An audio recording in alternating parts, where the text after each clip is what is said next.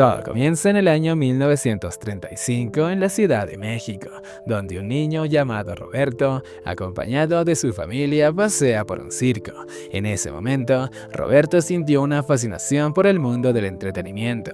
Al ver cómo los cómicos hacían reír a la gente, estos invitaron a Roberto varias veces al centro a participar del show. Sus participaciones, aunque no fueron del todo buenas, siempre dio lo mejor y se ganaba los aplausos del público, lo que despertó en él amor por el espectáculo y el arte de hacer reír. Años más adelante, en 1951, Roberto, un joven carismático, lleno de ingenio natural y con una habilidad innata para provocar sonrisas, trabaja en una fábrica. Su labor es monótona, pero transforma cada jornada en una especie de show improvisado. Sus chistes, ocurrencias y una mirada optimista del mundo se gana el cariño de sus compañeros, aunque no el de su jefe. Un día, en medio de las risas, su jefe lo sorprende y lo reprende con dureza.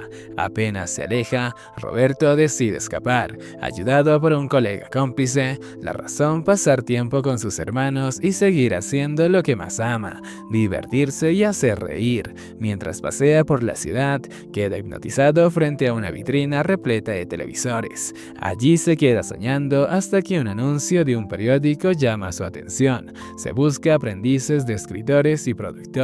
Guarda el recorte con la esperanza de que tal vez algún día esto sea el inicio de algo más grande. Roberto también forma parte de un grupo artístico llamado Aracones, donde canta, actúa y se divierte. Sin embargo, no todos aprecian su talento. Jamaica, un joven arrogante, lo ridiculiza y minimiza. En medio de esta confrontación aparece Graciela, una joven decidida que persigue a un chico que le robó sus boletos. Roberto, encantado por su belleza y seguridad, recupera los boletos y se los devuelve. Esa noche, ya en casa, Roberto practica a escondidas sus rutinas artísticas. Su madre, al verlo, lo interrumpe con un regaño que le duele más de lo que aparenta. Le recuerda que su padre también soñó y terminó siendo un hombre frustrado. El arte no da de comer, le dice, clavando sus palabras como grandes puñales. Días después, un vecino les presta un televisor. Roberto lo ve como una ventana al futuro, pero en su entorno esos aparatos son lujosos y reservados para las personas de clase alta, no para la familia humilde como la suya. Más adelante se cruza nuevamente con Graciela. Jamaica también está presente, pero esta vez Roberto toma la iniciativa, compra 2 boletos y la invita a salir. Ella acepta y en la pista de baile brillan, ríen y conectan hasta que Jamaica interrumpe la armonía empujándolo. Roberto responde también con una golpiza. Luego, ya más tranquilos, Graciela le pone hielo al rostro y lo anima a seguir su pasión. Sus palabras le llegan hondo y por primera vez se plantea seriamente en dejar su rutina para seguir sus sueños. Tras una noche de reflexión, al día siguiente Roberto decide renunciar a su trabajo. Lejos de mostrarse sorprendido, el jefe le confiesa que ya lo intuía. Le advierte que le romperá el corazón a su madre, pero ya ha tomado su decisión: perseguir sus sueños. Ese mismo día se cambia de ropa y sin que su madre lo note, sale rumbo a la dirección del anuncio que vio aquella vez en la tarde. Al llegar se encuentra con una larga fila de aspirantes frente a una reconocida productora. Sin titubeos, él se une al grupo. Durante la entrevista entrega sus textos con nervios, pero con mucha fe. Todo parece ir bien hasta que llega la prueba final: redactar un guión en máquina de escribir. Roberto, que jamás ha tocado una, intenta aparentar con seguridad, se sienta pero sus manos tiemblan. Finalmente abandona la máquina y se pone a escribir a mano, como siempre lo ha hecho, con tinta, corazón y convicción. Cuando entrega su guión, descubre que uno de los supervisores es Jamaica, quien lo observa con desdén. Aún así, Roberto no se intimida, sabe que su guión, aunque esté escrito a mano, cree firmemente que lo importante no es el formato, sino la historia que cuenta y transmite. Días después recibe una llamada de la productora. Al preguntarle por qué escribió a mano, responde sinceramente que nunca había usado una máquina de escribir. Su honestidad y talento evidente en su texto convence al equipo. Lo contratan con la condición de que aprenda mecanografía. Lleno de alegría, Roberto vuelve a casa, pero se enfrenta a la desaprobación de su madre. Ella ve su decisión como una irresponsabilidad. Dejar un trabajo seguro por un sueño le recrimina. Pero Roberto con madurez le responde: si no arriesgo, nunca sabré de lo que soy capaz. Además, le cuenta que su padre estaría orgulloso de él. Entusiasmado, corre a contarle la noticia a Graciela. Entre emociones y promesas, le pide que sea su novia, prometiéndole que la cuidará por siempre. 4 años después se casan y forman una familia. Mientras trabaja en la productora, Jamaica le pide que se sirva un café en una junta. Allí escucha una discusión sobre el eslogan perfecto para un programa. Roberto interviene espontáneamente y su propuesta gusta tanto que se gana la simpatía de los directivos. 3 años más tarde, una escena cotidiana lo hace reír y esa chispa lo inspira a escribir comedias. Sus guiones conquistan al público y su programa se vuelve el éxito imparable. Para 1978, Roberto crea sus 2 personajes más icónicos, el Chavo del Ocho y el Chapulín Colorado. Durante una reunión, su jefe le informa que los próximos episodios serán grabados en Acapulco. El reto es justificar en el guión cómo un niño pobre puede llegar hasta allí. Mientras reflexiona en su camino, recibe la visita de Margarita, actriz del elenco con quien coquetea inocentemente. Su hermano Horacio lo interrumpe recordándole que está casado. Roberto le asegura que ama profundamente a Graciela y a sus 6 hijos, y que jamás sería capaz de hacerles daño. Esa noche le cuenta a su esposa sobre el viaje y le propone que lo acompañen todos como una segunda luna de miel familiar. Al principio duda, pero finalmente acepta. El elenco y la familia se preparan para lo que parece ser una aventura inolvidable. Pero lo que comienza como unas vacaciones en Acapulco, pronto se convierte en el punto de caída. El viaje marcaría el inicio de declive de un programa que durante años llenó de risas a millones de hogares. Para el segundo capítulo, la historia continúa en 1959. La carrera de Roberto Gómez Bolaños dio un giro cuando su jefe decidió otorgarle mayor libertad creativa para escribir los guiones de uno de sus programas. Sentado en una banca y apenas en unas horas, Roberto dejó fluir toda su imaginación, creando algo que impresionó profundamente a su superior, quien no dudó en llamarlo un verdadero Shakespeare. Fascinado por su talento, comenzó a apodarlo Shakespearito. Sus compañeros, al escuchar ese sobrenombre, lo adoptaron con cariño, aunque lo transformaron a Chespirito porque era más fácil de pronunciar. A Roberto le agrada la nueva versión y así nació el apodo que lo acompañó durante toda su carrera.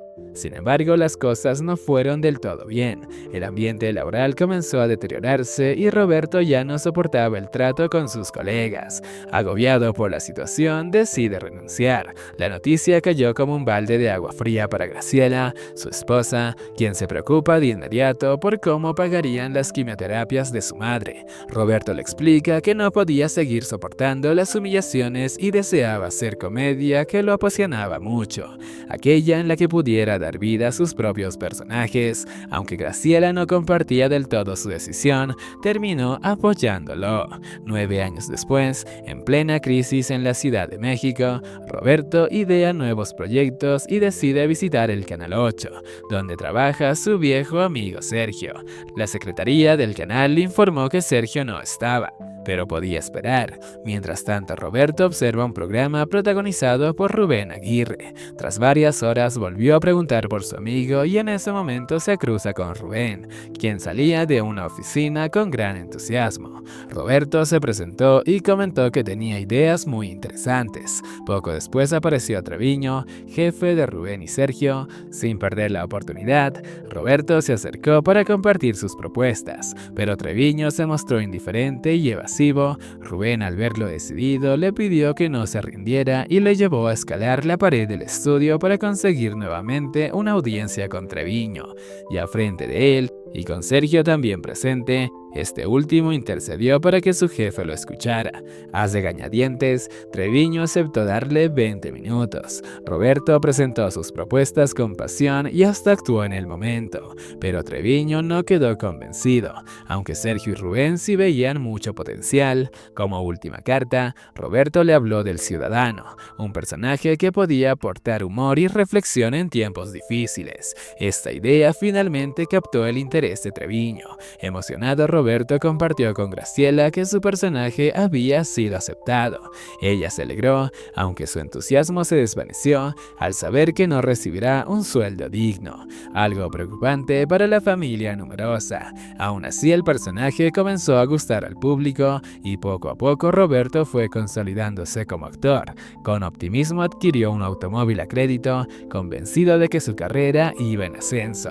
Sin embargo, la alegría no duró mucho. Un día, en medio de una grabación, Graciela lo visitó con una expresión seria. La salud de su madre había empeorado. Roberto detuvo todo y fue a verla. En la casa familiar lo recibieron sus hermanos, con quienes compartió un momento de profunda emoción. Subió en silencio a la habitación donde su madre descansaba. Al verlo, ella lo confundió brevemente con su difunto esposo. Con ternura, Roberto le recordó que era su hijo. Ella, aún lúcida, le confesó que cada día se parecía más a su padre, no solo físicamente, sino también por llevar el arte en el alma. Le aconsejó que no se alejara de sus seres queridos por perseguir sueños vacíos y que cada decisión en su vida valiera la pena. Con esas palabras cerró los ojos para siempre, dejando a Roberto triste y vacío.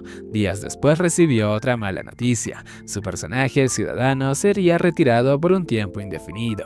Aunque intentó presentar nuevas ideas, Treviño se mostró tajante. No había lugar para él. Sin ingresos, Roberto tuvo que devolver el auto que tanto ilusionaba. Pese a todo, no perdió el ánimo. Fue a buscar a Sergio, quien seguía en el canal pese a los recortes. Le propuso una nueva idea, un personaje llamado el Dr. Chapatín. Sergio, convencido del talento de su amigo, sugirió que presentara el proyecto directamente a los altos ejecutivos del canal sin pasar por Treviño. Esa noche, mientras ensayaba en casa, su hija se despertó alarmada por los ruidos y pensó que había un intruso. Roberto la calmó, explicándole que solo estaba practicando para su nuevo personaje. Al verla reír con su actuación, supo que iba por buen camino. Al día siguiente presentaron la propuesta. Sergio incluso arriesgó su puesto para conseguir la aprobación. Roberto empezó a buscar actores para sus nuevos personajes. Rubén, que estaba ahí, encajó perfectamente. Luego convenció a Ramón, a quien siempre admiró, y por último a María Antonieta, que al principio se mostró un poco no tan convencida. Con ellos formó Los Supergenios de la Mesa Cuadrada, un programa que rápidamente ganó popularidad saliendo en revistas y periódicos. El éxito fue tan abrumador que Treviño y la productora quisieron aprovecharla al máximo para minimizar la competencia, algo con lo que Roberto no estaba de acuerdo, pero tuvo que aceptar. Sin embargo, los cambios no agradaron al público y el programa perdió poco a poco más fuerza. Finalmente, Roberto decide renunciar, lo que volvió a preocupar a Graciela, más aún sabiendo que están esperando otro hijo. Aún así, manteniendo la esperanza y pensando en nuevos proyectos. Ahora nos vamos a 1978.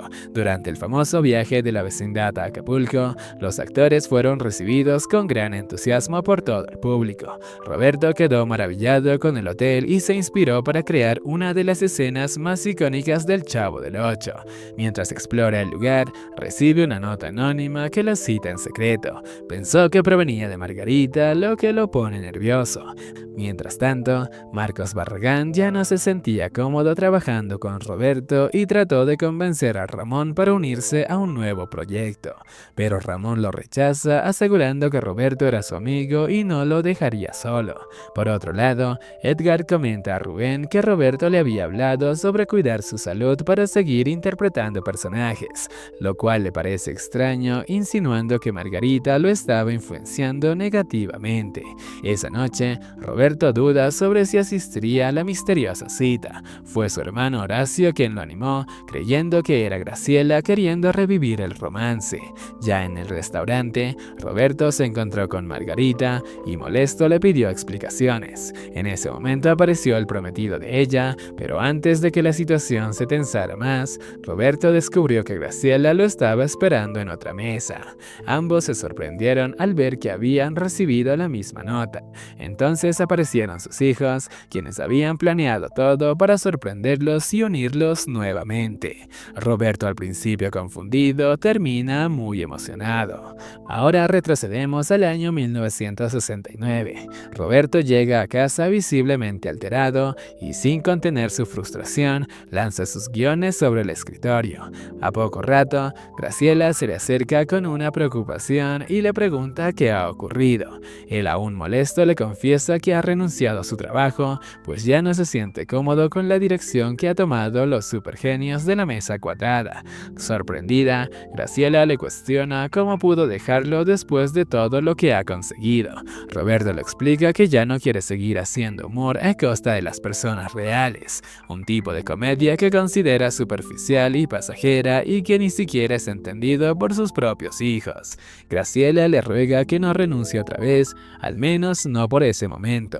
Pero él se mantiene firme, no puede traicionar sus principios una vez más y siente la necesidad de ser coherente con sus valores. Frustrada, Graciela lo acusa de ser egoísta, de no pensar en la estabilidad de la familia. Roberto, con calma, le responde que todo mejorará con el tiempo. Le recuerda que solo está intentando vivir de acuerdo con lo que le enseñó su madre, hacer de su vida y su obra algo con verdadero significado. Quedando solo, con la mente agitada, en medio del silencio, un pequeño chapulín atraviesa lentamente los papeles esparcidos sobre la mesa. Ese simple gesto de la naturaleza arranca una inesperada sonrisa en su rostro y justo en ese momento, una chispa creativa comienza a encenderse en su interior. La historia continúa en 1968. En la casa de Roberto, junto a su familia, intentan sacar una araña que ha aparecido en su hogar y que les causa mucho miedo. Para calmar la situación, Roberto pronuncia con tranquilidad la frase que no panda el cúnico. Sin embargo, una de sus hijas intenta imitarlo, pero se equivoca y lo dice al revés, que no panda el cúnico, lo que provoca una carcajada general entre todos los presentes.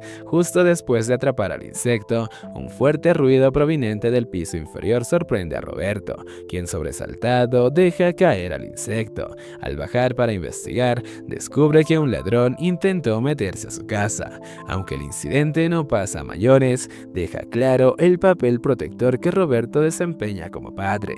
A lo largo de la historia, este conflicto entre los deberes familiares y su carrera profesional serán constantes. 2 años después, en 1970, Roberto toma una decisión clave: renunciar al exitoso programa La Mesa de los Supergenios. Al sentir que su enfoque crítico termina generando rechazo, su jefe Sergio intenta hacerlo entrar en razón, recordándole que fue ese programa el que le dio lugar en la televisión, y que su partida deja la puerta abierta a su competidor Treviño, quien ya planea reemplazarlo con Víctor Palacios. A esto se suma la advertencia de que Treviño está negociando con el reconocido escritor Mauricio Clave para lanzar un nuevo programa humorístico llamado El Cóctel de Carcajadas. Tras esta decisión, Roberto se encierra en su casa, frustrado y bloqueado creativamente. En medio de su búsqueda de inspiración, observa un pequeño chapulín saltando entre los estantes de su biblioteca,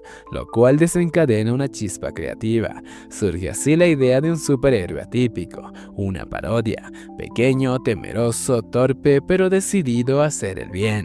Inspirado por ese momento, se pone a escribir con mucho entusiasmo. Todo esto lo comparte con Graciela, quien ya está esperando a su nuevo hijo. A pesar de las limitaciones económicas, ella reafirma su apoyo, recordándole que siempre han superado las dificultades juntos. El momento culmina cuando a Graciela se le rompe la fuente, justo después de que Roberto le muestra un dibujo que representa a sus nuevos personajes. Tras el nacimiento de su hijo menor, Roberto se entera por Sergio de que Treviño ya ha tomado su horario y está presionando para consolidar a Palacios como su reemplazo. A Roberto le dan 3 semanas para que presente una nueva propuesta. Sin embargo, él se enfrenta nuevamente al bloqueo creativo, mientras cuida de sus hijas que se asustan en la noche. Este momento lo conecta emocionalmente con su rol de padre, cuando una de sus hijas le pregunta: ¿quién nos va a defender cuando tú ya no estés? Roberto se ve reflejado como un superhéroe en el espejo. Esta imagen se convierte en el impulso definitivo para crear al Chapulín Colorado, un héroe lleno de defectos pero con un gran corazón y valor, aunque al principio no tomaba ese nombre, sino el del Chapulín Justiciero.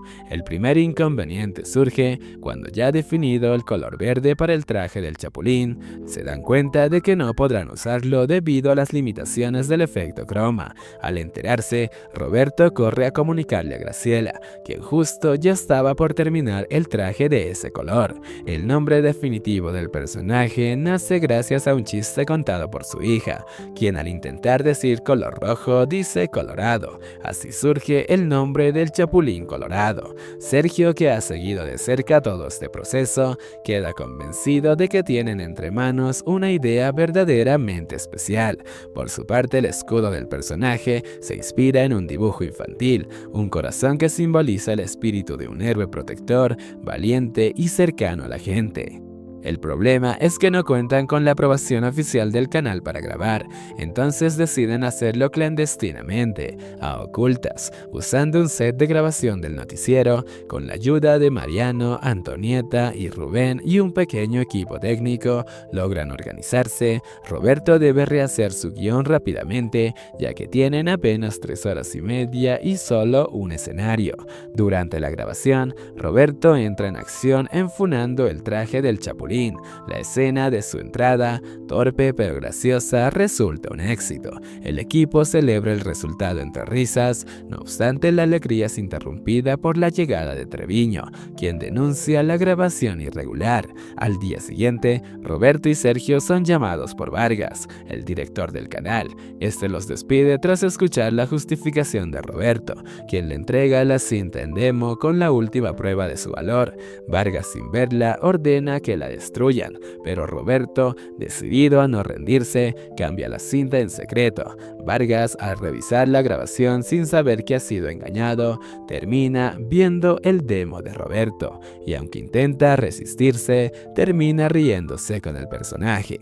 A la mañana siguiente, llama nuevamente a Roberto, le reprocha su desobediencia y engaño, pero admite que el Chapulín logró lo imposible, hacerlo reír. Le confirma que su trabajo está a salvo, no por él, sino por su personaje. El programa se estrena y rápidamente se convierte en un éxito rotundo. El público se reúne frente a tiendas y televisores para ver al nuevo héroe popular. Roberto firma un nuevo contrato y consolida su lugar en la televisión. En paralelo, en el canal rival, se reconoce el impacto de Chespirito en la audiencia. Aunque sus competidores intentan replicar su éxito, su jefe confía en que eventualmente Roberto decidirá mudarse por su propia cuenta. Ahora nos vamos tiempo después, en 1978, en Acapulco, donde Roberto sigue debatiendo sobre los finales de sus capítulos y manteniendo conversaciones creativas con Margarita, lo que causa fricción con Mariano, quien además es su pareja. Mariano se siente decepcionado, celoso por la cercanía entre Roberto y Margarita, y termina renunciando.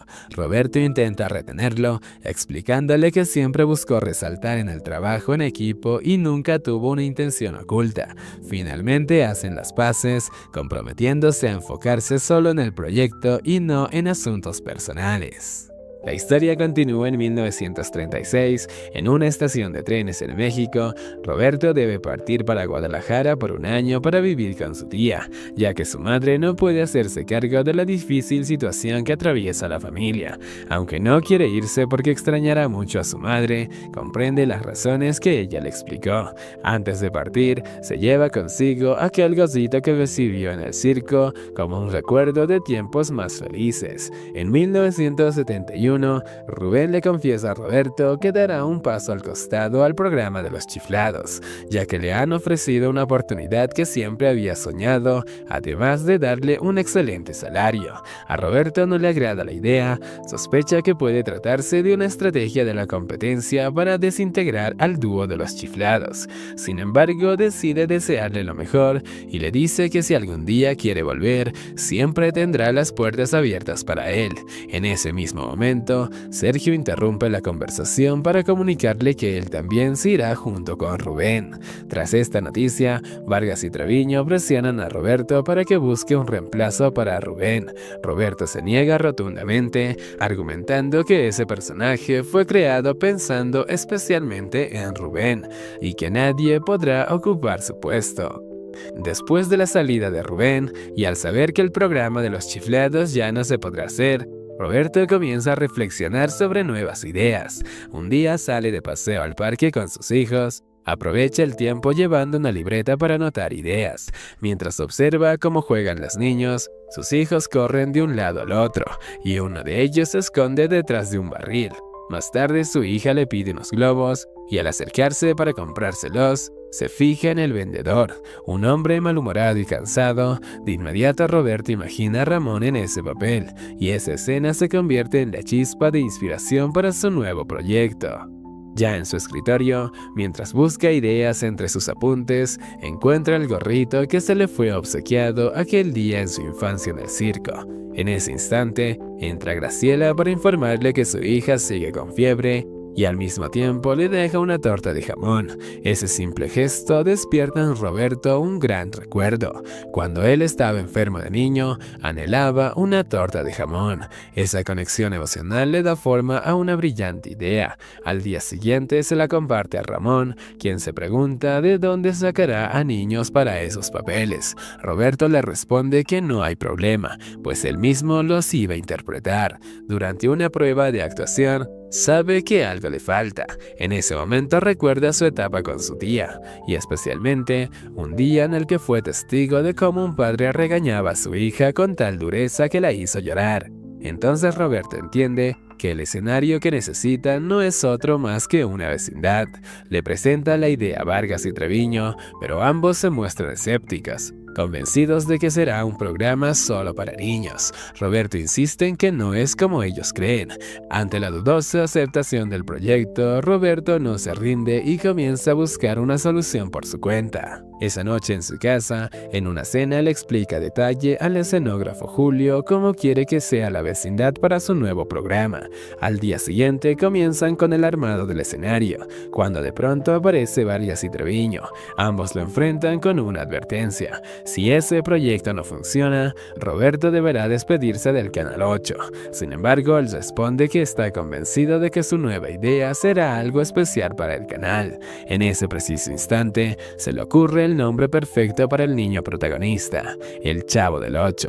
Inspirado en el canal, Vargas se alegra, pues ese nombre puede ser la diferencia de la competencia. Pero para que todo funcione como lo imaginan, necesitan más actores. Le explica a Vargas que no busca simplemente personas aislados, sino una vecindad completa. El niño engreído, la niña llorona, el padre desempleado, la vecina chismosa y muchos otros. Todo esto basado en lo que vivió durante su infancia, ya que aún guarda recuerdos nítidos de aquella vecindad en la que creció con su tía. En ese momento, Vargas le presenta a Eduardo de la Torre, el nuevo productor que trabajará junto a Roberto.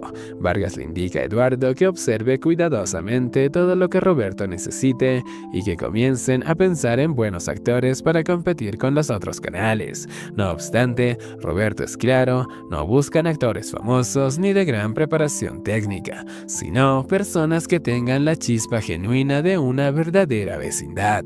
Más adelante, en una fiesta organizada en la casa de Rubén para celebrar el nuevo camino de él y Sergio, Roberto conoce a Marcos Bazagán, quien interpretaba a un americano marioneta junto a Rubén, Roberto queda fascinado con el talento de Marcos, especialmente cuando lo ve inflar los cachetes como parte de su acto. En ese instante le propone sumarse como actor y lo invita a trabajar en su nuevo proyecto.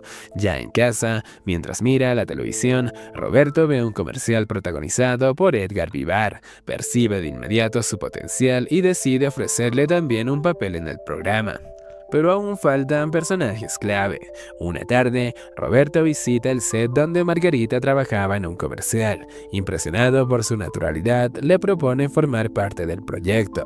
La conversación entre ambos fluye tan bien que se ganan una gran confianza desde el primer momento.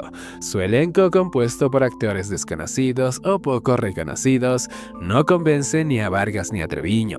A ellos le preocupa la falta de figuras consolidadas, pero Roberto tiene una visión distinta. No busca estrellas, sino personas reales, cada una con matices y contrastes. Para él, ahí está la esencia de la comedia, en la condición humana. Aunque con ciertas dudas, Vargas reconoce que Roberto sabe lo que hace y le desea lo mejor. En ese momento le presenta a Angelines Fernández, una actriz con amplia trayectoria, la única que realmente es experta en el grupo. Roberto apenas la ve, sabe exactamente qué papel le asignará. La vecina mayor, amargada y solitaria, profundamente enamorado de su vecino, hasta tal punto de llegar al acoso. Roberto les explica entonces su visión con claridad. No quiere una caricatura ni una simple comedia. Lo que pretende es contar historias de personas comunes, con virtudes y defectos, la vida real con sus adultos imperfectos y familias imperfectas, el niño insoportable, el viejo gruñón, la amiga leal, la señora chismosa, la mujer soltera que sueña con el amor, los conflictos diarios, los problemas del trabajo, la renta, la amistad, la risa, la tristeza y en el centro de todo esto, el alma de la vecindad, un niño huérfano con el corazón más puro y tierno que cualquiera haya visto. Y así con todo listo, se graba el primer episodio del Chavo del Ocho. Cada miembro del elenco se encuentra nervioso y a la vez emocionado. Saben que algo especial está por comenzar, la cinta corre y lo que una vez fue parte de la infancia de Roberto finalmente se transforma en una comedia que marcaría historia. Lo que vivió de niño ahora brillará en las pantallas conquistando generaciones. Ahora nos vamos a 1978. Durante un almuerzo en Acapulco junto a todo el elenco y su familia, Roberto toma la palabra para agradecer y destacar la unión del grupo. Sin embargo, Marcos Barragán interrumpe el momento al mencionar una discusión que Roberto tuvo con Graciela la noche anterior. La tensión se apodera del ambiente, pero Edgar, con un poco de humor, pide más conchas al mesero, intentando cambiar de tema. Margarita interviene diciéndole que no coma tanto, recordándole que todos los excesos son malos, y pone como ejemplo a Ramón, quien molesto se levanta y se retira de la mesa.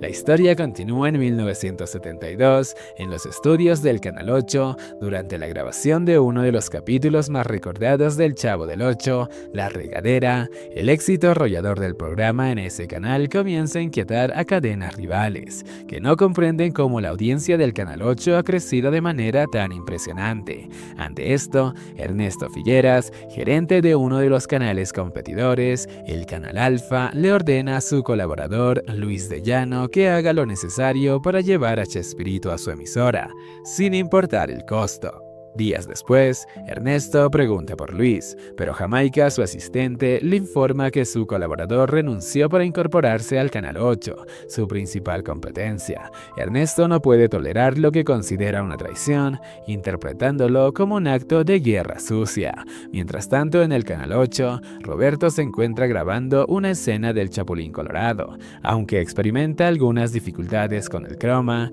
en ese momento se presenta Luis de Llano, ahora como nuevo jefe de producción del canal. Para sorpresa de muchos y como de Roberto, todos lo toman de la mejor manera. Luis de Llano no pierde el tiempo y se pone a trabajar. Informa a Treviño que Chespirito ya no va más y le pide a Roberto que converse con él personalmente. Al enterarse, Roberto se siente confundido y preocupado, pues desconoce las razones de esta decisión. Cuando finalmente confronta a Luis, este le aclara que no es una cancelación, sino un una expansión. A partir de ahora, Roberto tendrá 3 programas a la semana: El Chavo del Ocho los lunes, El Chapulín Colorado los días miércoles y El Ciudadano Gómez los días viernes. La noticia llena de felicidad a Roberto, quien no esperaba semejante sorpresa de la mano de Luis de Llano.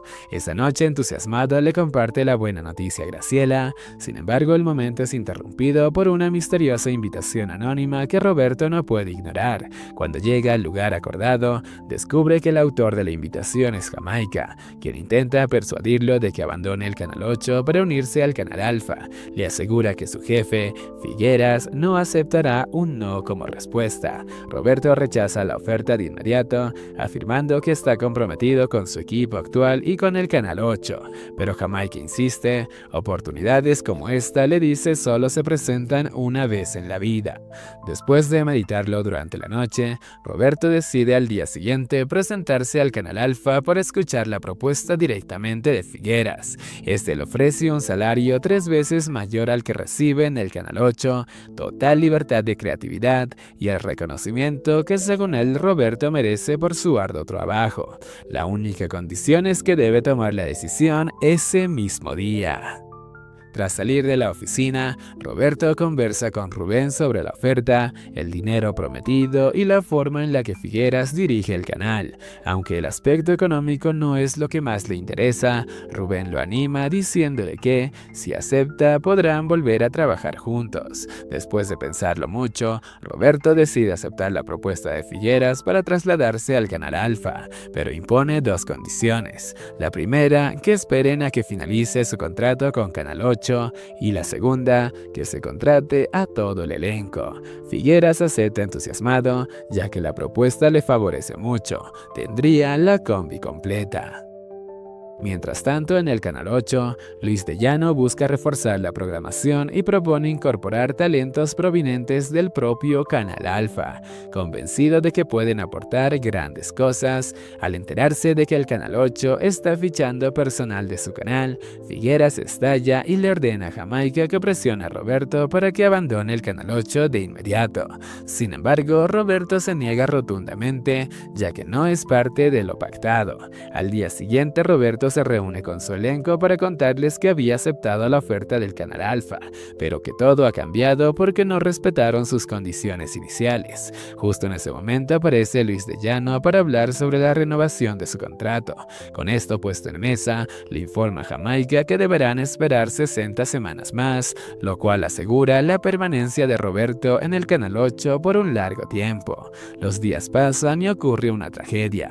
Fallece el padre de Figueras, el señor Ernesto Figueras Legozeta, fundador de uno de los mayores medios de comunicación en México. Tras el velorio, Figueras conversa con su socio Bernardo y le revela su nuevo plan: cerrar el Canal Alfa para comprar el Canal 8 por completo. Poco tiempo después, Figueras aparece en las instalaciones del Canal 8, presentándose como el nuevo dueño. Roberto, sorprendido, no puede ocultar su desconcierto al verlo allí. Figueras simplemente le dice: como no pude llevarme a Chespirito, decidí comprar todo el canal. Ahora nos vamos a 1978. Durante una grabación especial en Acapulco, se filma uno de los capítulos más intensos del Chavo del Ocho.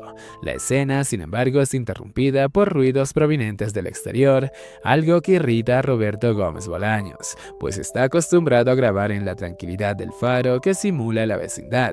Edgar intenta tranquilizarlo, asegurándole que ese capítulo será uno de los más memorables. Sin embargo, le asegura que después de ese viaje, muchas cosas cambiarán para siempre. La grabación del episodio continúa. Mientras el equipo repasa los diálogos, Roberto conversa con Angelines sobre su escena en el agua. Ya que ella le confiesa que no sabe nadar, Roberto, comprensivo, le dice que no hay problema, que si siente miedo es mejor no intentarlo. En ese mismo momento, Roberto nota que Marcos está conversando con personas ajenas al equipo de producción. Intrigado, se acerca y le pide conversar. Marcos le explica que esos hombres le han ofrecido un programa fama en Venezuela y que podría irse cuando él quisiera. Sin embargo, Roberto le advierte que el éxito no llega solo por inflar los cachetes, sino por la calidad de los guiones y el trabajo bien hecho.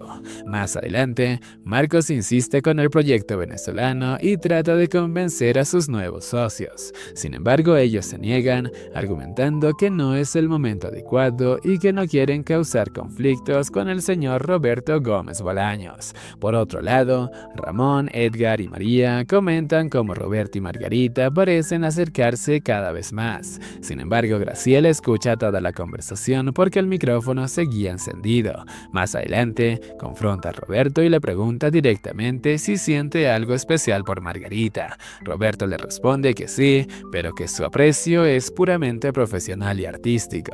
Sin embargo, Graciela se muestra confundida y le cuestiona por qué trajo a su familia si ya tiene un equipo con el que se lleva muy bien. Roberto le responde que ella es su mejor amiga, la madre de sus hijos y su confidente especial. Aún intrigada, Graciela decide hablar con Margarita. Le pregunta si ha notado algo inusual en la actitud de Roberto o si él solo actúa así con ella. Margarita responde que no, que Graciela no debería preocuparse porque ella es su esposa. Sin embargo, Graciela le confiesa que no puede evitar sentirse insegura, ya que los hombres tienden a fijarse en mujeres más jóvenes. Y además, siente que no comparte la misma visión artística que Roberto y Margarita parecen tener. Terminando así el episodio 5 de la serie de Chespirito Sin Querer Queriendo.